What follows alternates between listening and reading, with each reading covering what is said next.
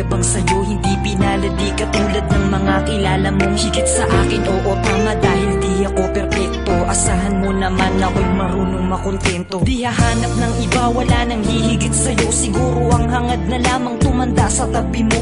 Ang pangarap ko'y ikaw hanggang sa kahuli-hulihan, makasamang bumuo ng tinatawag na tahanan. Makaramay sa lahat-lahat, hindi lang sa kulitan. Sa ginhawa man o hirap, tanggap mo ang kapintasan ko sa buhay. Wala nang hihingin sa may kapal, isang biyaya na sa akin ang ikaw ang minahal. Ikaw ang minahal, ikaw ang minahal.